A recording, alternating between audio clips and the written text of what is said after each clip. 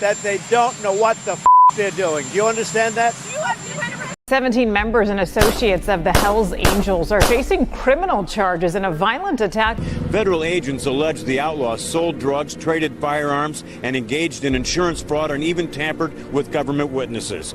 We have learned there is cell phone video as well as surveillance video of evidence in this attack. The U.S. Attorney characterized today's raids as historic, the largest federal bust on organized criminal gang activity. Retaliation is common for crimes involving biker gangs. However, it could happen anywhere because of how interconnected gangs have become nationwide.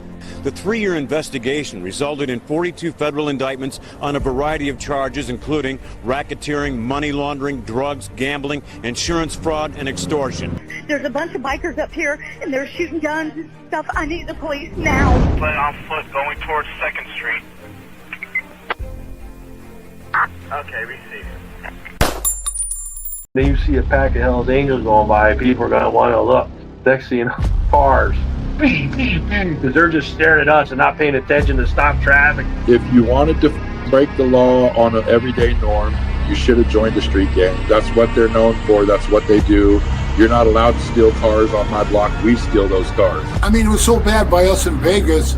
I was in the pool swimming, and the guys came back. Hey, Pee-wee, the cops are here. They want to talk to you. I said, well, go talk to them. Find out what they want. And they came back. They go, they want to talk to you. Typically, if you leave the club, if you haven't been in for 10 years, you're automatically out back. Got put out in 2006. Back in 2007, wound up going into Cannon.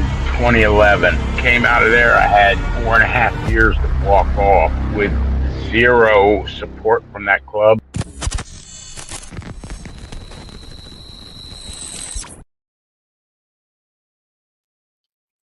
Welcome to this episode of Chatting with Stacks. I'm your host, Bill Stacks, and today we're going to be talking about the Doug Riders MC and their indictment that they're dealing with over there in Ohio.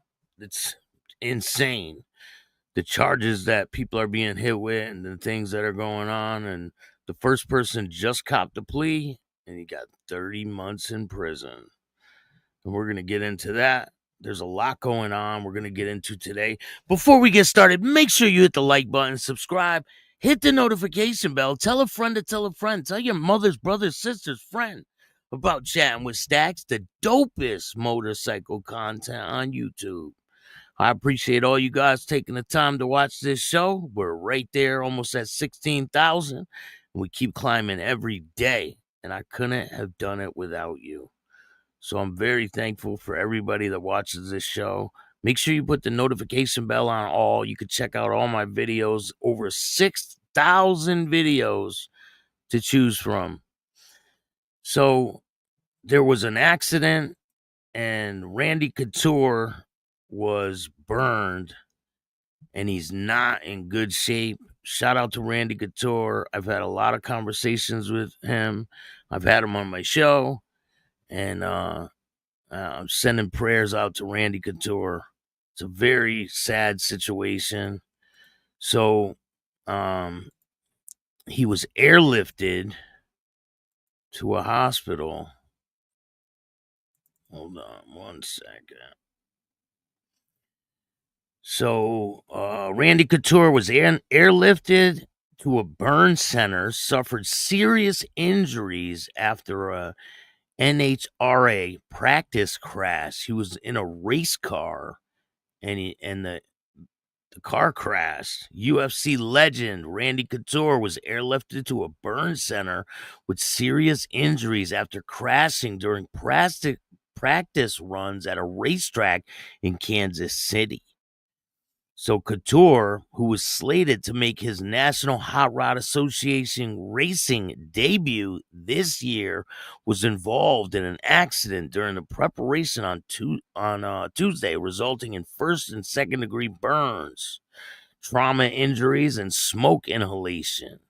The 62-year-old fighter, actor, and Army veteran completely wrecked the car that he was driving at the time of the incident. Although it's unclear on what caused it, he was rushed to a nearby burn center for treatment where he remains at this time. Luckily, we are told he is expected to recover. Couture is a UFC Hall of Famer and has been practicing in the pro stock division for his up-and-coming race campaign. Just months ago, Skag Racing announced pro mod program with NHRA with Couture going through the licensing process in order to complete sometime in 2025.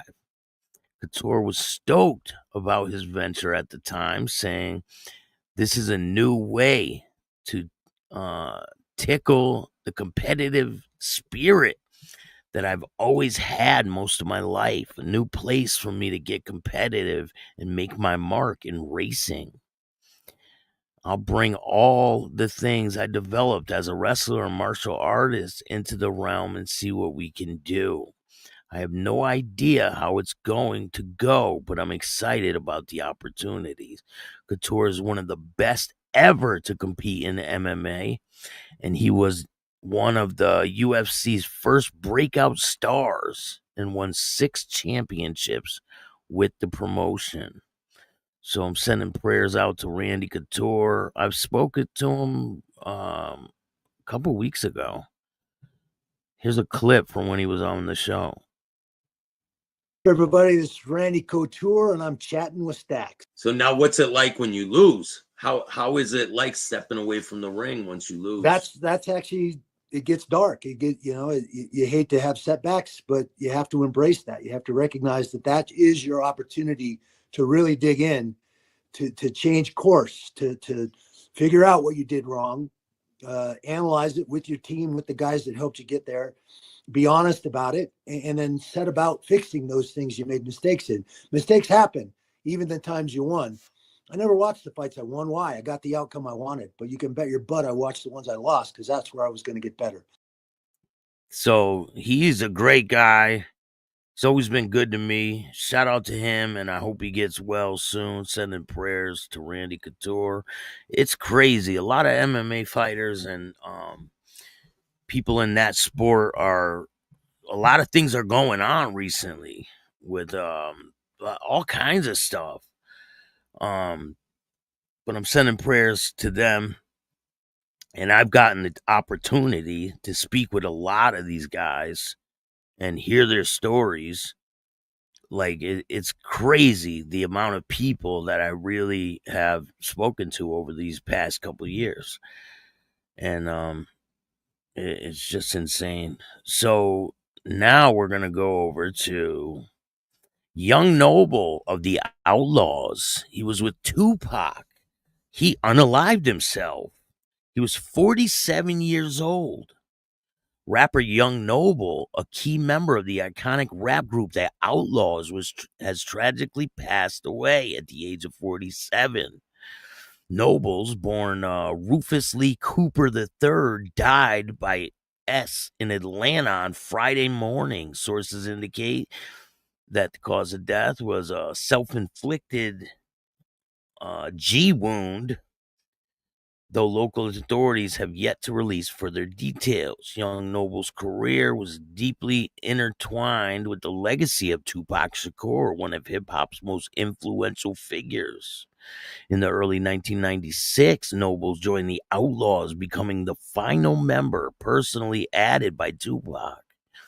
His addition to the group marked a pivotal moment in his career as he contributed to some of the most memorable tracks in hip-hop history. Noble's voice was featured on 4 songs on Tupac's album, the Don Illuminati 7-Day Theory, including legendary track Hail Mary, released just months after Tupac ultimately died.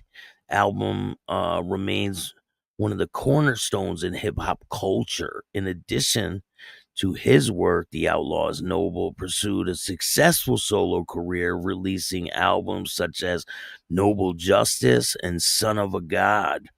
His music career celebrated for its raw emotion and unfiltered honesty, resonating with fans who connected with his reflections on life and struggle and triumph. That's a sad situation. And if anyone out there is struggling with that type of stuff, emotional,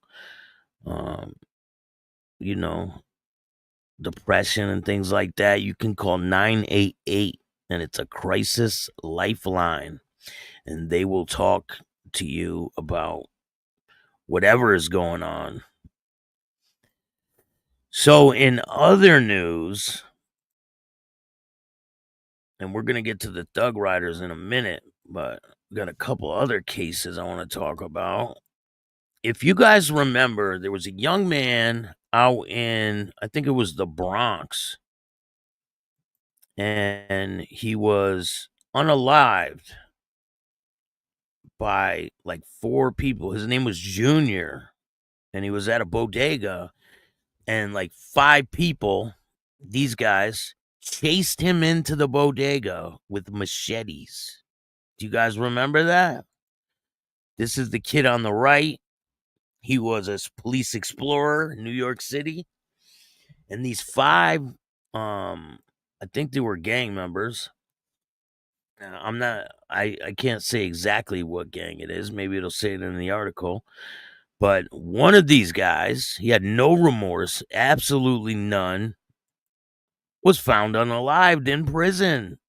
So it looks like the hands of justice definitely do work. So this is in New York. A gang member convicted of delivering the fatal stab wound in the shocking 2018 murder of 15-year-old Lestrado Jr. Guzman Felix has died in a New York correctional facility. Oh, it couldn't have happened to a better person.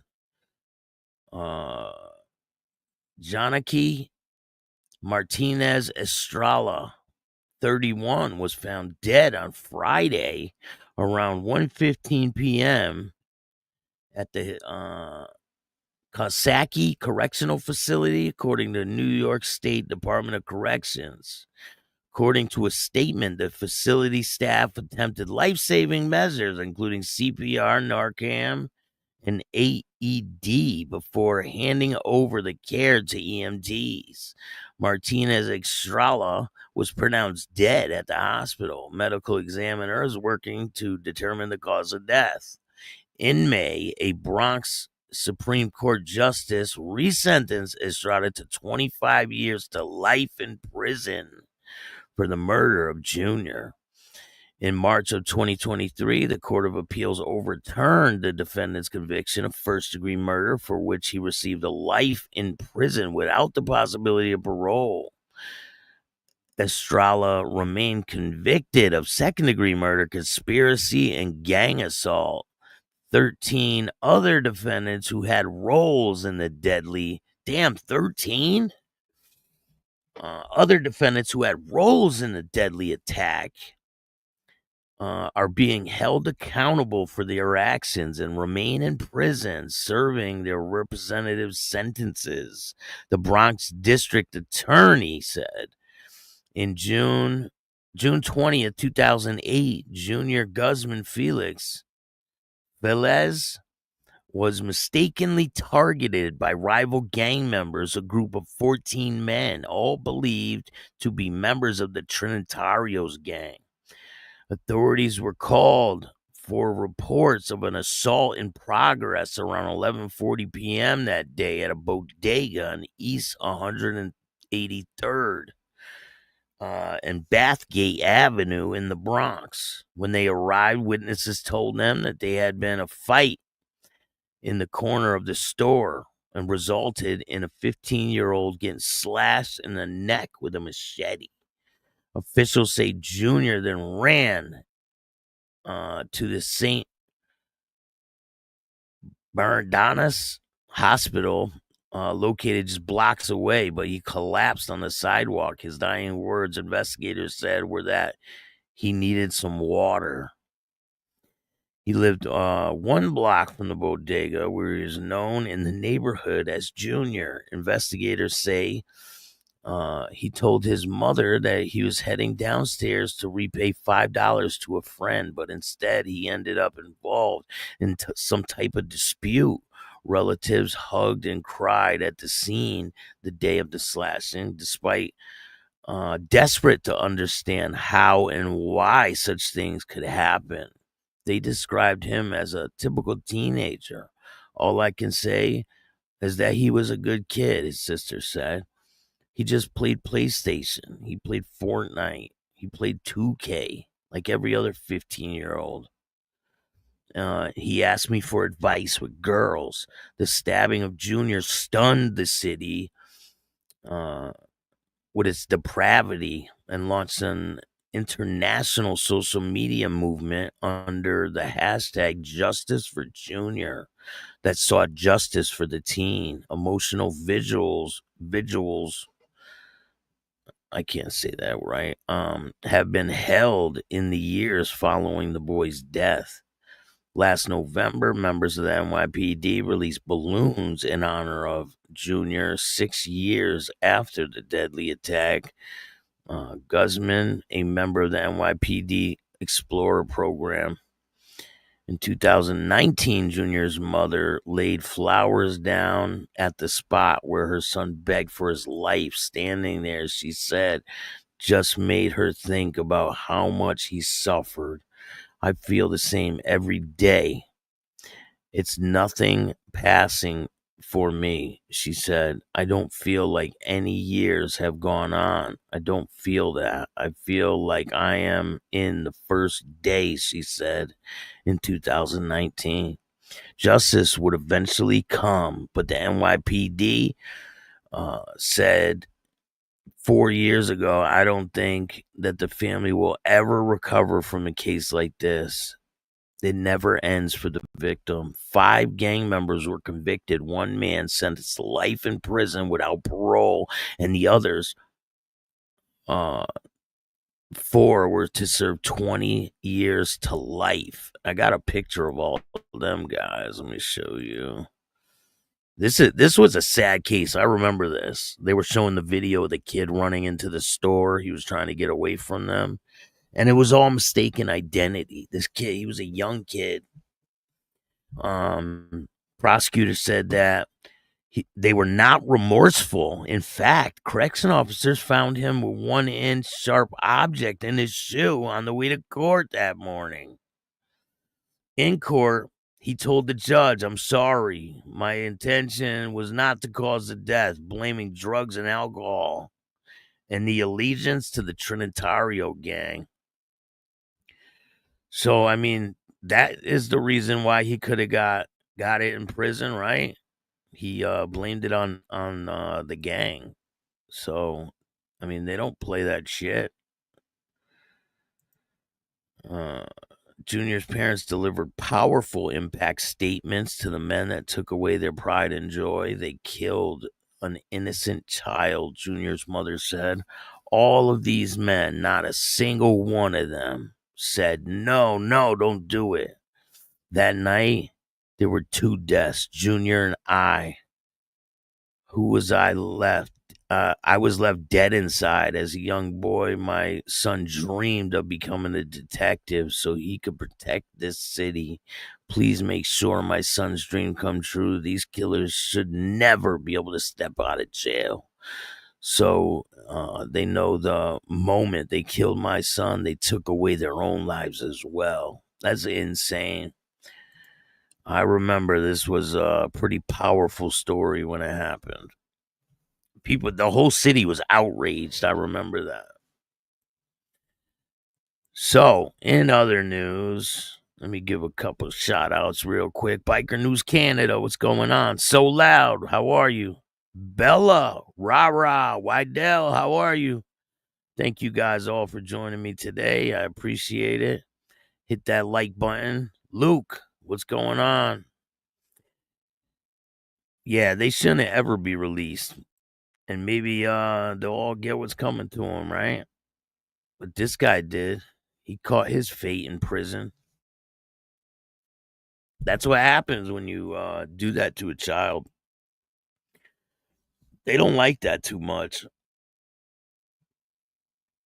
these people think they're gonna just keep living life and getting away with it. It's crazy. Anyway, let's get to the Thug Riders. So the first Thug Rider motorcycle gang member, it says, was sentenced to 30 months in prison. Dayton, Ohio, the first member of the Thug Riders Motorcycle Club, which remarkable allegations include murder, arson, and racketeering, was sentenced July 9th. Michael Seth Henry, or his name is Brutal, 40 years old, was sentenced to 2.5 years in prison, 3 years supervised release. Special assessment of $100 each due in court immediately, with a total of $300. Per court documents, Henry made a plea agreement. His defense submitted memo that he joined the Thug Riders in September 2022, which was after the club's alleged murder and arson. So he just escaped the murder and arson charges, because they're all charged as a group in this, and the indictments came down. Not looking good for these guys.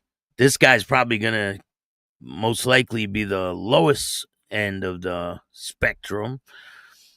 The alleged major crimes that the Thug Riders are facing include the following: blowing up a former member's vehicle in May of 2021, killing a man during a shootout in Harrison Township on September 2021, shooting more than 190 live gunfire rounds into rival motorcycle gangs' clubhouse in Lexington, Kentucky, April of 2023, threatening and extorting former gang members, breaking the leg of a Patreon in Toby's Tavern in Dayton in June of 2023, attacking a rival member at the Chris's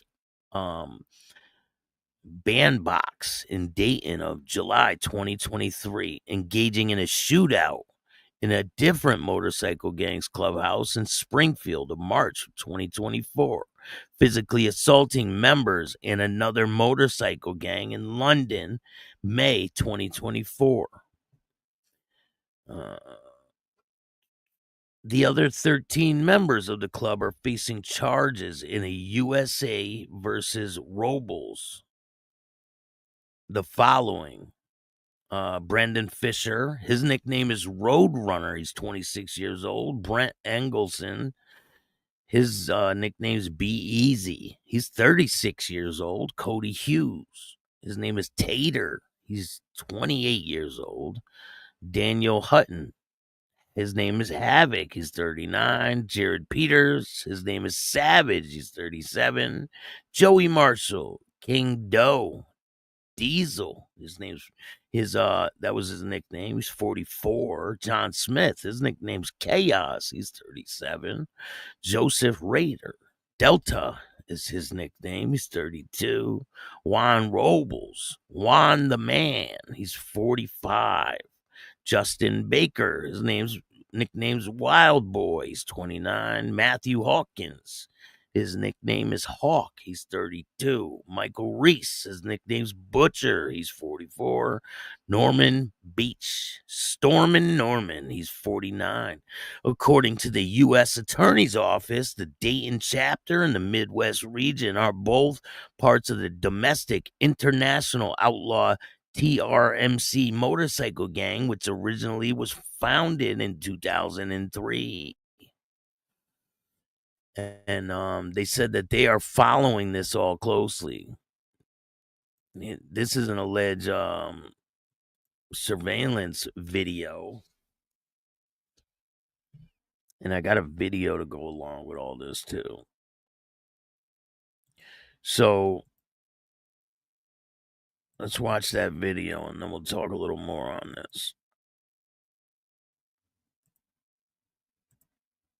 Gang members arrested for violent crimes has been sentenced. Michael Henry of Xenia will serve 2.5 years in prison and 3 years of supervised release. He was arrested last June for his role in crimes committed by the Thug Riders Motorcycle Club. 8 other club members facing charges are also from the Miami Valley. One of the gang's alleged leaders, Juan Robles of Arizona, will face a jury trial starting October 20th. So that guy is facing a jury trial. I think they might have got these pictures messed up. Let's see here.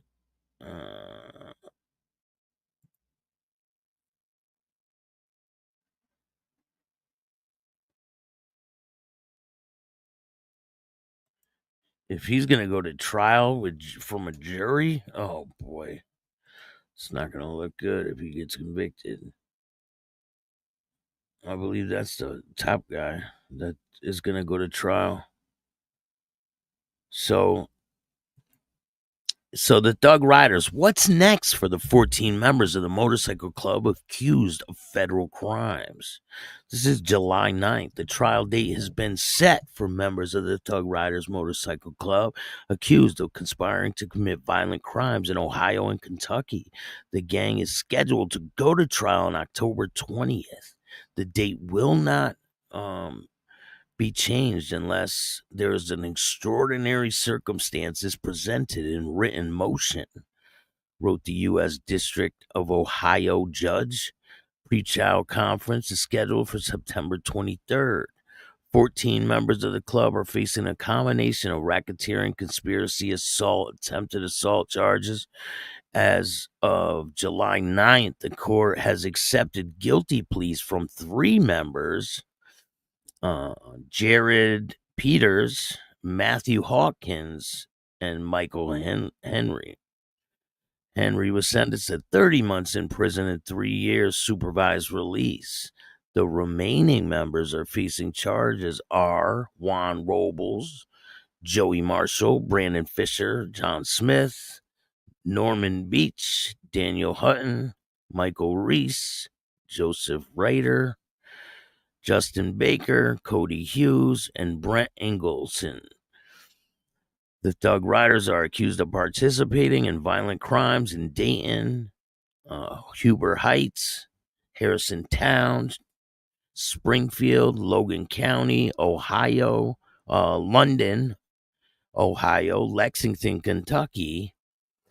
The Thug Riders were reportedly involved in a deadly shooting of a 23-year-old Joseph Nicholson in Harrison Township in September of 2021, and also allegedly had shootouts and gunfights with other motorcycle clubs in Springfield and Lexington, Kentucky.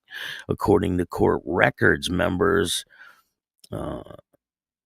detonated explosive device in a former member's truck in Huber Heights in May of 2021. After the former member left the club without paying the $1,000 exit fee and didn't surrender their motorcycle. Robles helped create the Dayton chapter of the Thug Riders and was the Midwest region boss at the time of the indictment, according to the U.S. Attorney's Office. Other leaders include Marshall, Ingliston,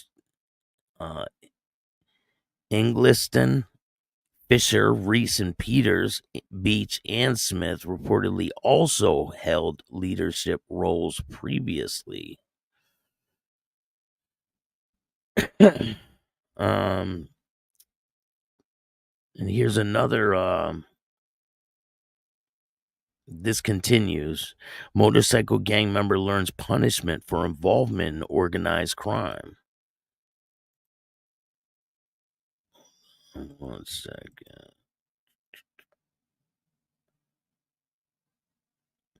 Says a member of the Thug Riders motorcycle club has learned his punishment. Michael Seth Henry was sentenced to 30 months in prison, 3 years supervised release, according to court records.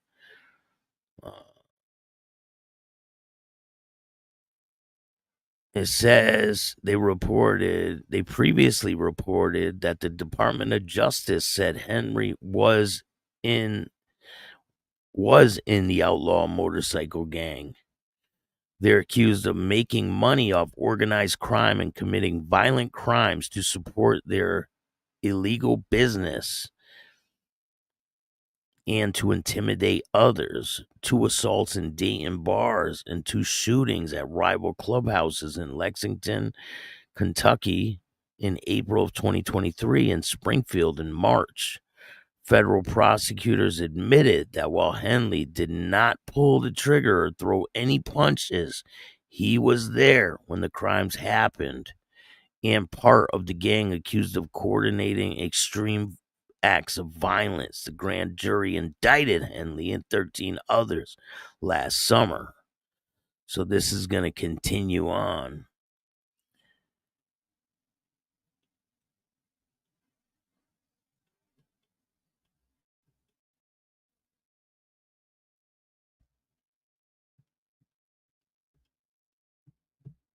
So it's not looking good for these guys.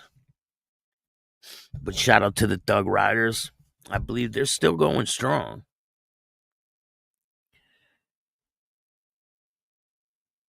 So I got some videos to show you guys, a couple funny ones, and we're gonna hey, thank you for gifting a membership. Punch, what's going on? Thank you for joining me today.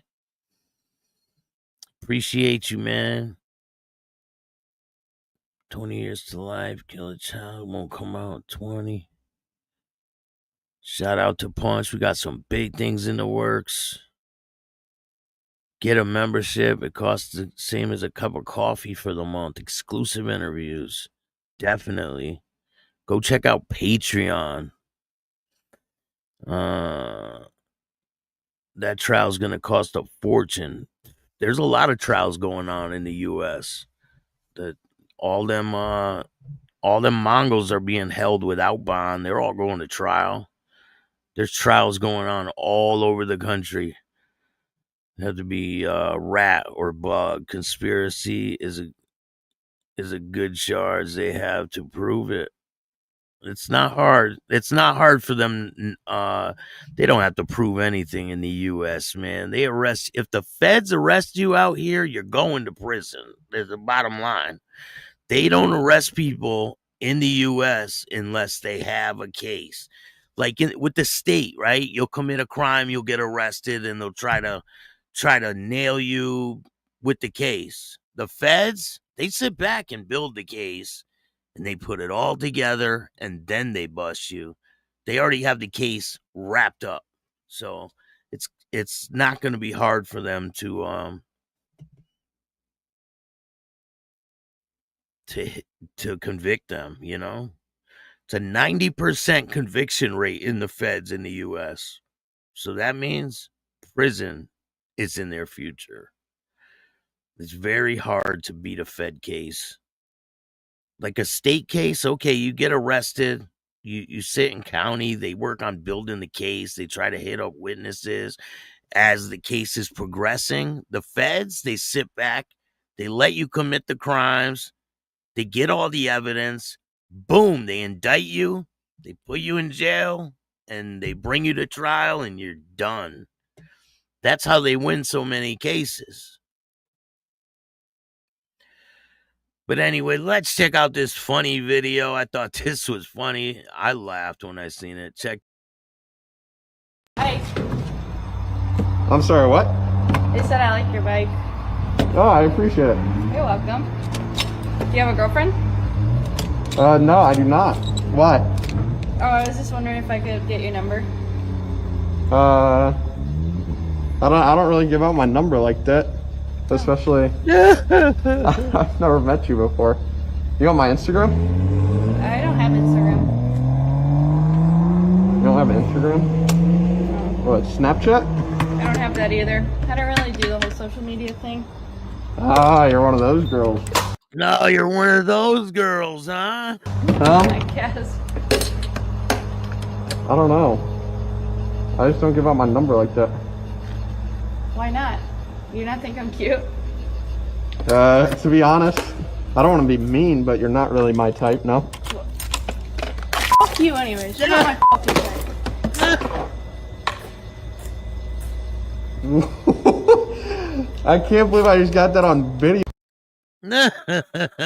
Shout out to BZTV. Go follow BZTV. I thought that was hilarious, and I wanted to show it to you. I got another video for you guys. So, say you're riding down the block. You're on your bike. You pull up to a light, and this happens. What do?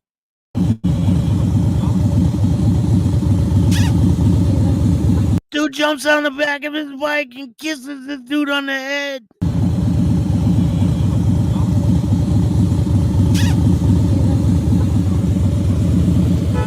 This dude's at a light. He's at a light. He doesn't even know this dude. Did he just put diesel in his motorcycle? I don't know. Did he?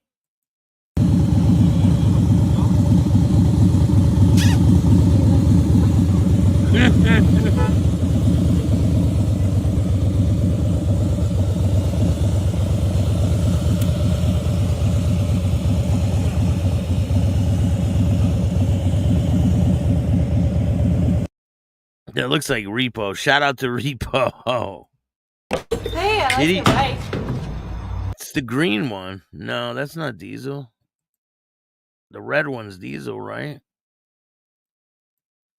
Yeah, that's not diesel. So there's a bunch of videos I got for you guys. I'm going to be dropping some videos. You guys are going to be surprised at the couple videos I got. Some of them are exclusive. There's a lot going on around the country, and I'm going to keep you guys informed. Yeah, we got some good ones for you. Oh yeah, we got to talk about this case too. Check this out. So this guy was passed away for about 30 years, right? And somebody came and they disrespected his gravesite.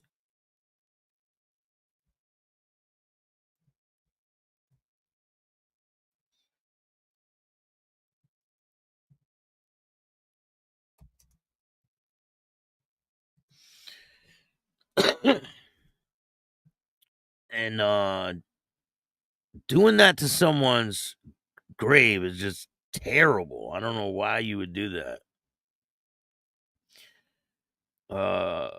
Looters dug up a grave in Portland. Oh, that's a different story. Damn.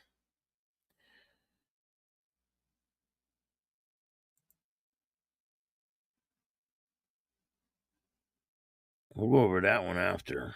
But I have a video to go along with this. So this dude was dead for about 30 years. I believe he was passed away from gun violence, and they went and they said they put dynamite in his grave and blew it up. I'm not sure if that's the case, but it's pretty insane that they would do this. Let me find it.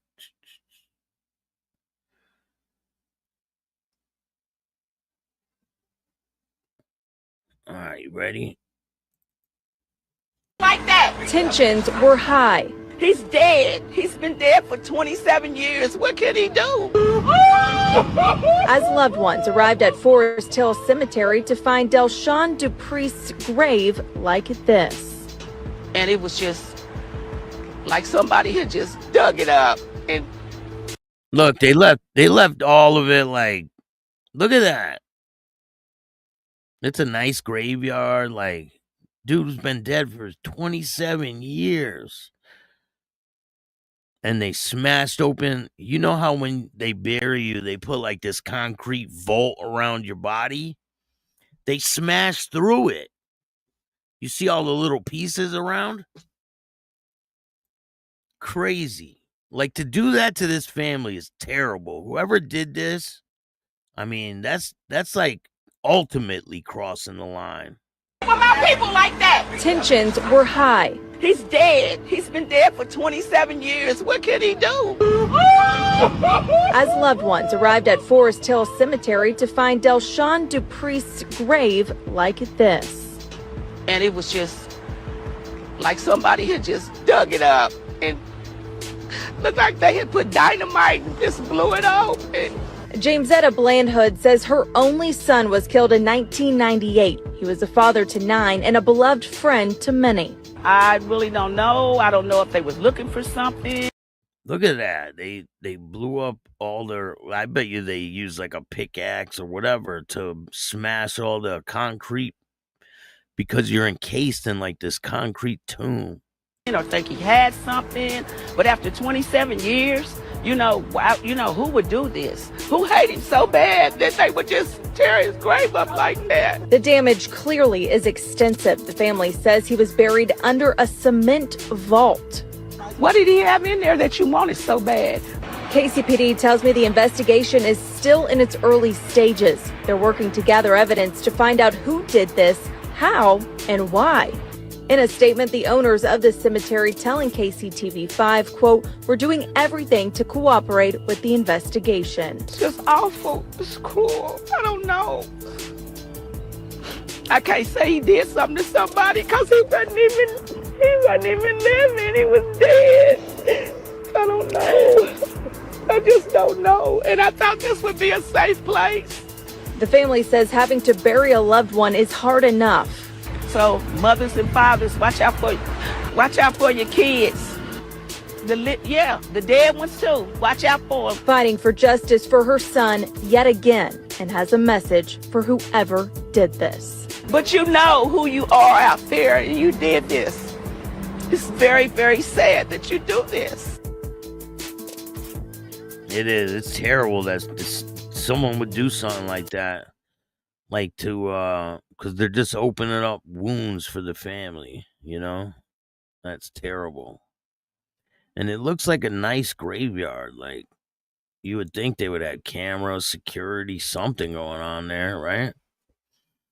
You wouldn't think that someone would be able to go in there and do that. Like, what the hell is wrong with people these days? Like, every day there's something new. And now they're saying there is no Epstein list, right?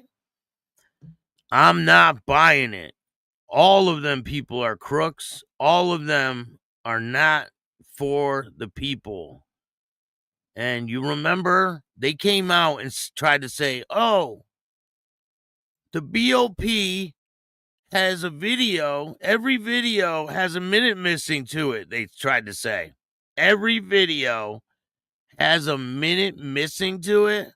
That is the dumbest shit that I've ever heard in my life. That's their explanation. And that lady that runs the Department of Justice, she is the worst liar in history. You could see right through it. But guess what? I found the missing minute.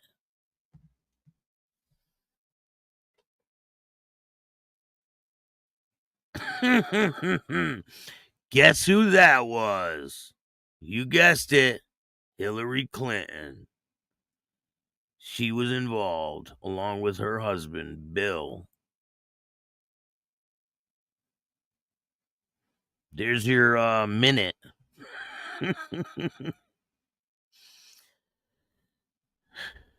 Right? They do, Templar. The whole country. Especially to come forward like that right after 4th of July. How convenient was that, right? Oh, it doesn't exist. That lady's been saying it's on my list. I'm going over it. Yeah, it's going to be released. And then it doesn't exist? Get the fuck out of here. Because they're all on it. All of them. Every single one of them is on it. I ain't buying nothing from any of these people. I ain't buying the bullshit they're selling. But anyway, I appreciate you guys taking the time to watch this show. There's a lot of motorcycle content on the way. Dropping some great new videos. I got some bangers for you guys. You guys are going to really enjoy these ones. I have a former bank robber from Israel. And he tells me his story. And I have a former one percenter. Well, he joined a new club now. He's not a one percenter anymore, but I talked to him about all kinds of things, and it's a pretty good interview. So we got some good ones on the way. Make sure you check out the show at 10 o'clock. Every night I drop a video. So if you want to see exclusive content, go check out Patreon. You can see content I can't put on YouTube. You will be pleasantly surprised. I appreciate all you guys taking the time to watch this show. If you want to help out the show, you can hit up my Cash App at Chatting with Stacks. And if you want to tell your story on Chatting with Stacks, just email me at BillStacks2021, and I appreciate it. If you like this show, hit the like button, subscribe, hit the notification bell so you can get my videos every time they drop. And if you don't like this show, you already know what to do. Start your own fucking podcast. I appreciate all you guys. And remember, don't be a bitch. And all new at 5, a major organized crime bust. 23 people under arrest now accused of stealing guns and cash. Today, police revealed 4 organized crime groups are wreaking havoc. From aggravated robbery to kidnapping, burglary, and more. Let's take a look at this. New pictures from court documents in this case. These are a few of the people who have been charged, and investigators say the money, tens of thousands of dollars, is all stolen.